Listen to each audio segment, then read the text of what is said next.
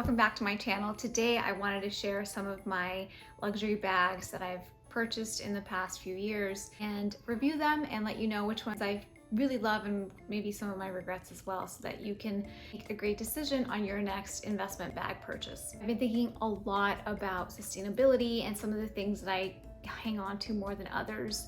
Some of my luxury bags are items that I know that I will have for a long time and that get a lot of use and that won't end up in the trash can. Even when I'm done with them, I love the idea that I can resell them or give them away to a loved one. I'm Ziva Lennox. Welcome back to my channel, and if you're new, a very warm welcome. I thought I would start with the Chanel double flap in the calfskin because it's the first investment bag that I ever got, as well as a classic and one that I always wanted. I think some of the things to keep in mind when you're buying any Chanel bag, especially in this classic shape, is the kind of leather that you want to get. This one is, again, calfskin. And if I could do it all over again, now knowing a little bit better, I would have gotten the caviar because the caviar is a little bit more durable. It scratches a little less. This one, you can't really make a lot of mistakes like scraping it against a wall accidentally or with keys. I've done a good job of maintaining the lambskin quality, and so it's still very smooth, but I can't really wear it as freely as I would if I had a caviar. So it's the double flap, and it's just full of awesome pockets. It's got this for Coco Chanel's love letters, and then kind of designed it for receipts here. And then this is just another flap here. And it's just full of like nice, awesome pockets. I've got like some change in there. And for some reason, a beauty blender. I don't know what's up with me, but it's still a bag that I reach for time and time again. I never feel over or underdressed in it. And if I could recommend for a first investment bag purchase, this would definitely be it. And I would just make that small change of having it be a caviar leather instead of calfskin. The next bag that I love, and was also one of the first ones that I got, was this Valentino Rock stud bag. I feel like the rock studs always make it a little bit rebellious and a little bit like more modern than just having like the Chanel classic bag, of course. And I love the metallic. Like it's a type of metallic that if I'm wearing gold accents or I'm wearing silver accents, it doesn't matter. It just kind of goes with everything. This is one of the bags that I reach for time and time. Awesome, of course, like you don't want to put it on the wrong way, but usually it's not a problem for me. One of the mistakes that I did while packing this bag for weeks that I went to was I packed it in a way that the rock studs were against the bag, and I kind of dented it a little bit. I think it kind of smoothed out, but usually what I try to do now, and I took everything out just to show it to you, but I usually stuff them really huge. So like I'll put in like just big, like I'll just stuff them like this and store them like as big as possible. And then I just try to make sure that like none of the straps are hitting it. So I'll just pull this in and actually store it that way. So that's just one of the tips that I learned the hard way, is like when you don't store these bags correctly, they definitely suffer. But this is a bag that is not too expensive. I think it runs at like $1,400, and it just always looks so classic and modern at the same time. So I love this one. This is my little C Chloe bag, and this, I always wanted the Chloe bag, and I love the shape. I just thought it was a very classic bag, and I love it when straps have a little bit of a metal detail. And it wasn't too big. It was kind of like when I was already, like my kids were a little bigger, so I wasn't necessarily looking for like a huge carriage or anything like that. And I also, this is like one of the first bags that I got that wasn't black or white or brown, that it was kind of like more colorful. And I remember I got it for Paris Fashion Week because I just wanted something, it was during the fall, so I wanted something very rich and deep in color, and I love it. I still reach for it when I'm wearing like all neutrals. Like it looks really good with like an all monochrome look. And inside there's not a lot going on. It's just what it is here. It's just one pocket, and then there's this here. They of course have them in all sorts of different colors, so if you really want more of a neutral, that is definitely available.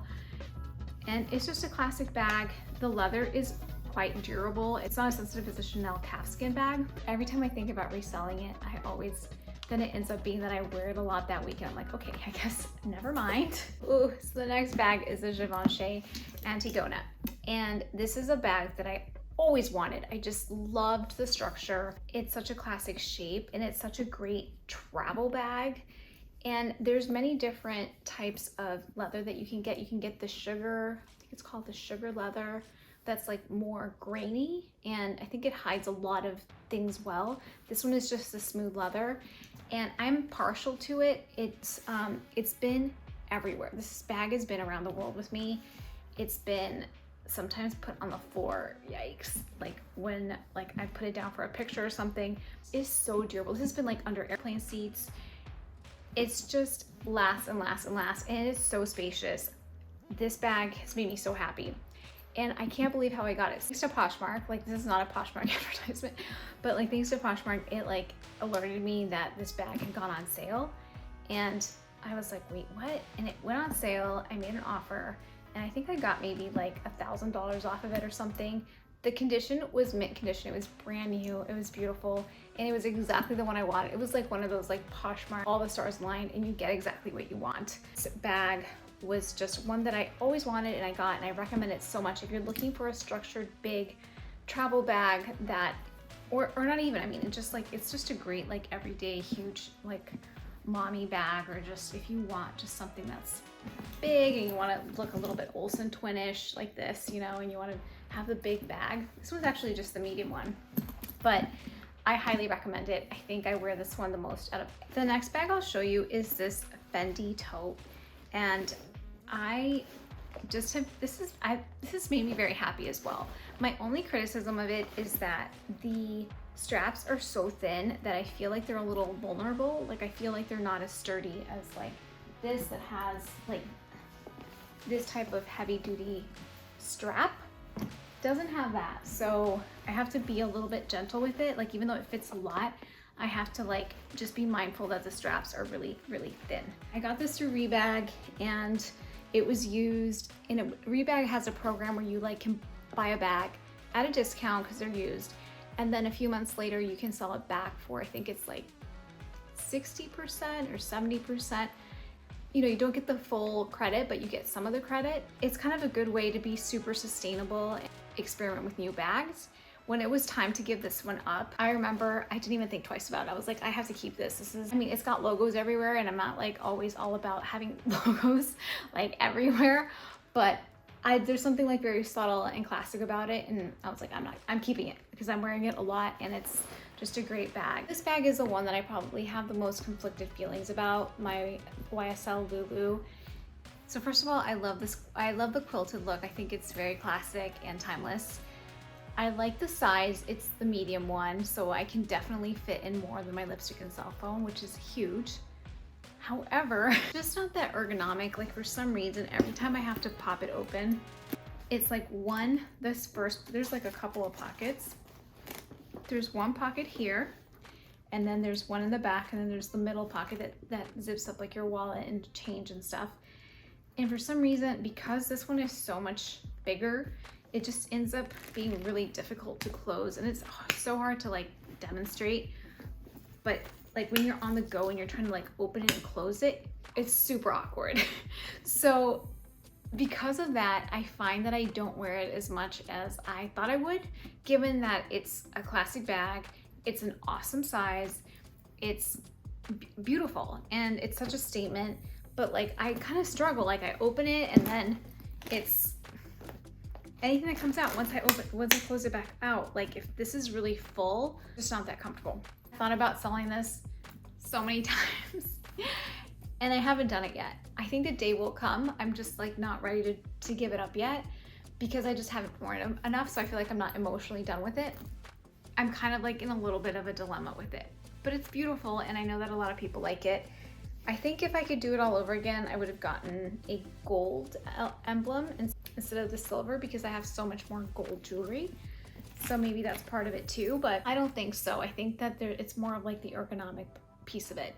I think that my Celine Phantom and my Givenchy Antigona are just so much more practical. Like they feel easier to carry. I would never travel with this, for example. Next up is this Balmain one, and this was definitely one of those bags that was a very emotional purchase. When I saw it, I just fell in love with like the light pink, kind of fuzzy, flurry I don't know what you call it, but there was just something about it that looked really different to me and I just had to have it. Like emblem here for Balmain. And this is very much just a carry your cell phone and lipstick in here, and that's it. Like you're not gonna put a lot in there, but I think that it's always been like a great little designer bag that I know that not everybody else is gonna have. Really loved it, and I don't know why I like the little stud. So this is another kind of stud bag. But if you're looking for a purse that's see everywhere, like I would check out other Balmain bags as well. Balmain. I don't know what I'm saying. And next is this Tiffany mini tote here that I got a couple months ago. And when I got it, I wanted it for so bad, and then I got it. And then once I got it, I felt like a little confused. I didn't know if I actually really loved it. And then I started wearing it so much, and I feel like it went with my wardrobe so much more than I thought. The leather condition is perfect, and every time I see like this color blue, Tiffany blue, it just makes me happy. So it's just been a great purchase. My kind of concern with it, you can see the whole review of a video that I did a couple months ago, but my thing was like, it doesn't have like, this is like kind of the only pocket it has, and it's just a magnetic like little flap there. The rest of it has no zipper, so all of your items are kind of like free falling in there if anything happens. Strap, if it's very thin, and it's okay that it's very thin because you can't fit like a ton in there. But yeah, I have really liked this bag, so I recommend that you check out the Tiffany bag. I kind of like that not everybody has this bag. I don't want every single one of my bags to be exactly like the bags that you see all the time on Instagram. So this was just a nice change of pace. I think investment bags are great for your closet, they're great for the environment, and even great for your wallet because you can always get your money back. Make sure to check out my Tiffany bag review, as well as my Balenciaga and Valentino white sneaker review. I hope that this video was helpful in making your next investment bag decision, and hope to see you next time.